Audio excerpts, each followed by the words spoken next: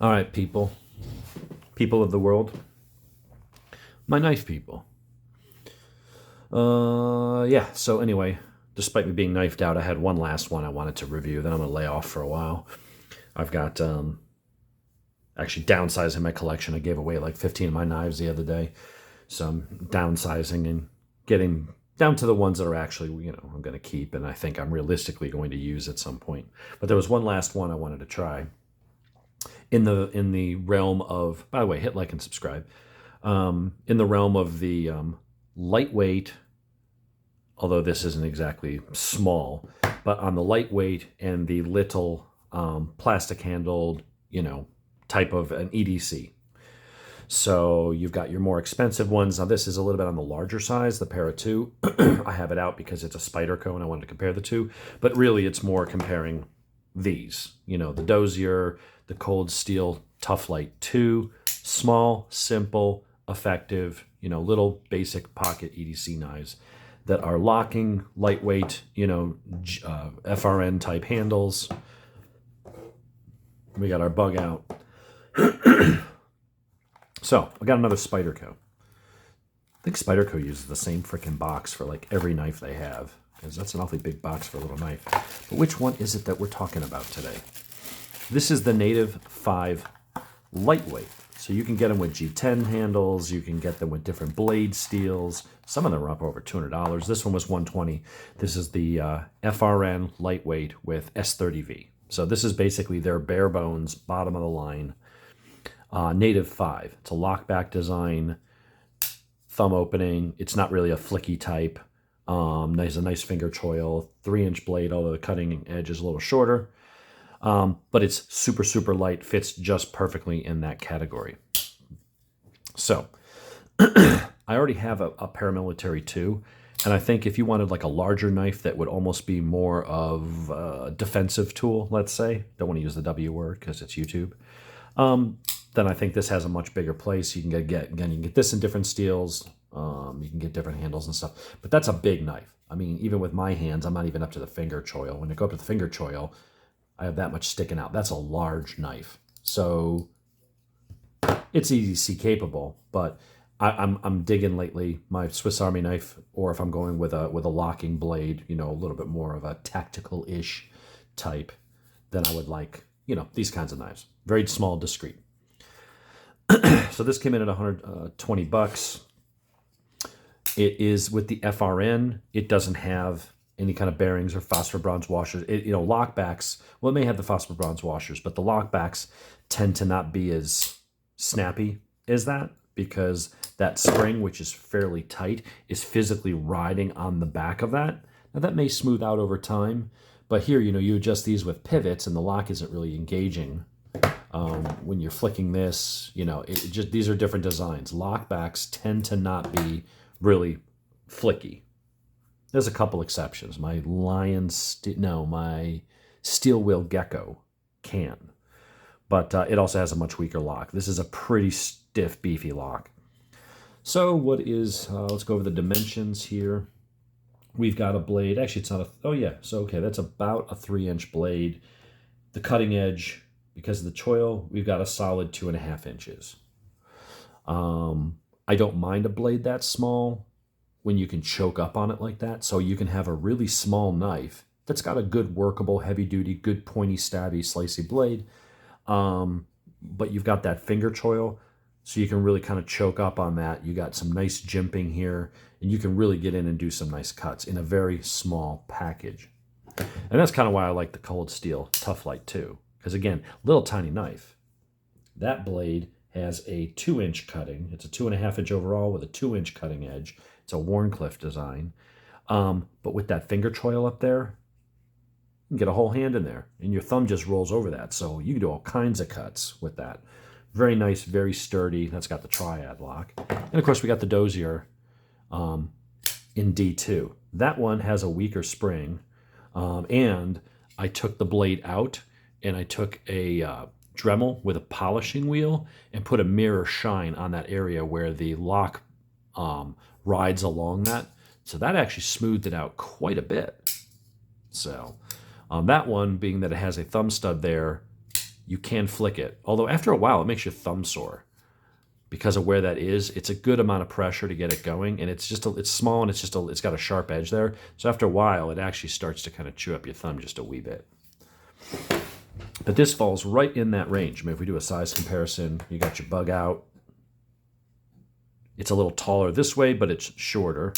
Obviously, it's not going to be as big as the Tough Light. Let's do them this way. We'll put this one above it because it's a little bit bigger. The Dozier, yeah, that's actually a little bit bigger. So on paper, you look at it and you go, wow, it's only, barely 6 inches or whatever, it's going to be a really small knife if you got, big hands like I do. But with that finger choil, I mean, even if I wasn't on the finger choil, I can just get a full grip, but my pinky's almost coming off. But as soon as you choke up on that, man, it's perfect. It's really nice. It just kind of fits in there. It's a flat, I guess, is that a flat grind all the way up to the top. CPM S30V, good steel. Made in Golden Shower, Colorado, USA, planet Earth. At some point we're going to colonize Mars, and we may have knives made on Mars. So you want to be able to differentiate if you're a collector. Is that one of the Mars knives, or is that one of the ones made here on Earth? A little slicey test.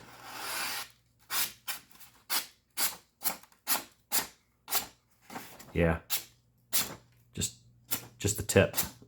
That is a very sharp, that is a very wicked sharp little knife out of the box. Push test. I think it's going to do a push test. Yup. We'll do it in a tip. Yeah, does the push test. So that is one of the sharper knives.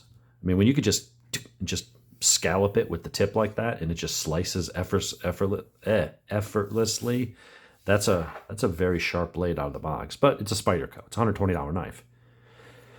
So, if you're trying to have a US-made knife that's really good quality and you're trying to get as close to the $100 mark as you can, I mean, it's a good choice.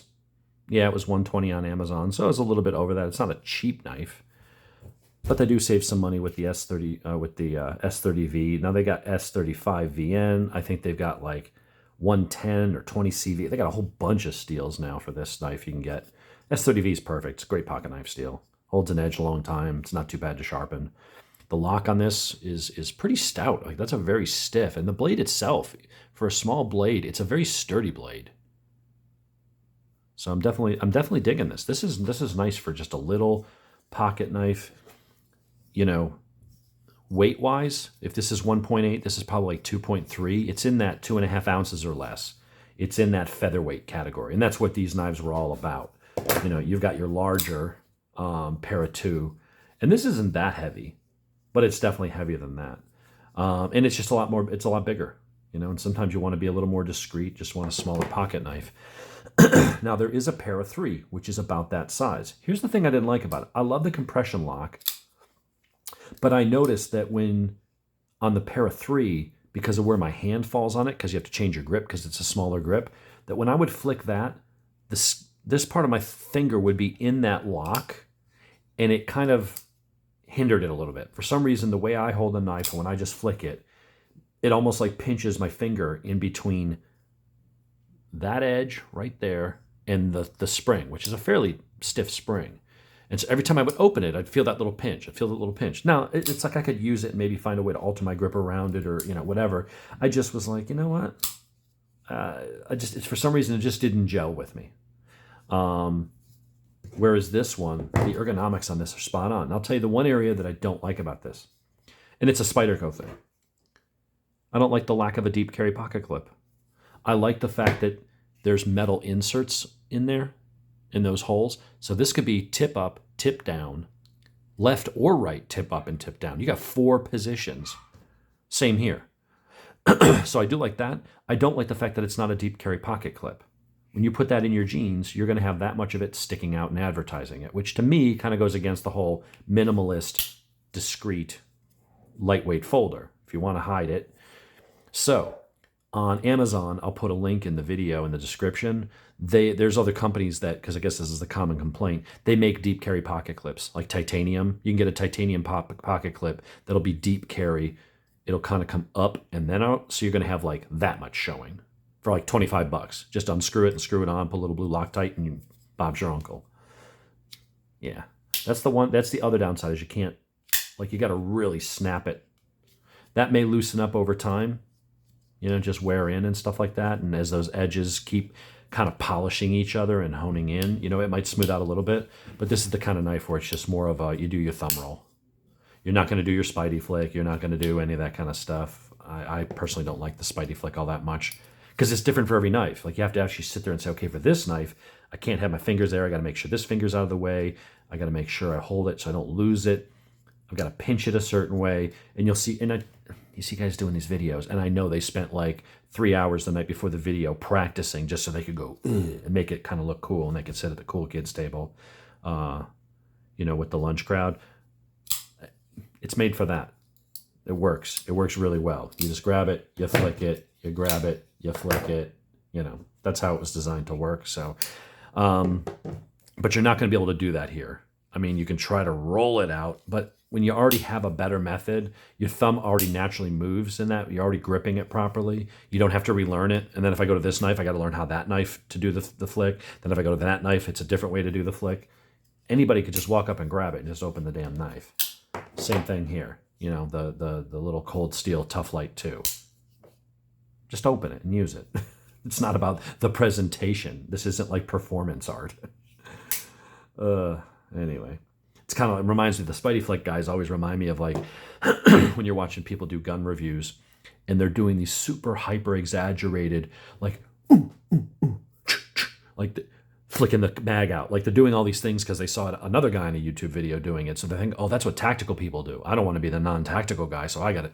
And you see them going through all these hyper extended, over exaggerated motions. It's like, dude, just pick up the gun and shoot the freaking thing. Put the magazine in, drop the slide and shoot. You don't have to pull it straight back into your chest and you're,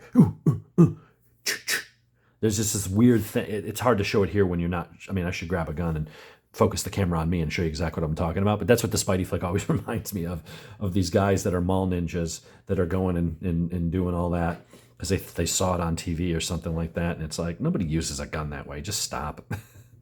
Anyway, enough about that. You've probably heard me rant about that before. But this one doesn't lend itself to that. This one does, you know, because that's got a nice loose blade. So, you know, if you do like the Spidey flick, you can... I got to remember, I haven't used this knife in a long time. But yeah, this knife you probably can. There you go. But yeah, this one doesn't lend itself to that. It's just a simple roll it out, use it, and then if you want to close it one-handed, I mean, what's nice about this, I guess, is that with that finger choil, you can do this. Now with other knives, like, let's just imagine this was a lockback. You wouldn't want to do that because as soon as that blade swings down, it's coming into contact with your finger, okay? This one having the finger choil, if you hold your finger up to the front, you can do that and your finger's hitting the choil. So that as long as your finger's down in this groove, there's no way for that blade to hit you. You'd have to have your finger way back here. So you would want to be careful of that. You want to, you know, if you're going to do it one-handed like that and then close it, you know, use your head. Make sure that you've got your, I keep going to do it because that's my natural inclination. I have to relearn. But hold your finger up and then close it safely. This one, yeah, this one you really can't. You know, you'd probably just put it against your pant leg or a surface and do that. So I would give this one much higher scores for that. Plus, it's just a better knife. I mean, this is a $38 knife. This is a $120 knife. But they're around the same size. One's a little longer, one's a little beefier this way. But I find that really fits my hand well. That arc is just perfect. Really lets you just kind of get in there and do some cuts. And I don't know. What else is there to say? It's a Spyderco. It's a quality knife, made in America, made on Earth. And yeah, I've seen these up to like $220 or $230, depending if you wanted a more exotic super steel and G10 or some different kinds of handles and stuff. But I'm just going for the minimalist, plastic, lightweight. You know, there's no chance of corrosion or just, you know what I mean? It's like plastic. It's going to be impervious to pretty much whatever you throw on it. So easy to clean. No worries. Maintenance is low. So there you have it. The Spyderco Native 5 FRN handle, so it's the lightweight with CPM S30V. Very cool little knife. This will make it high into my rotation. And that's all I got to say on that.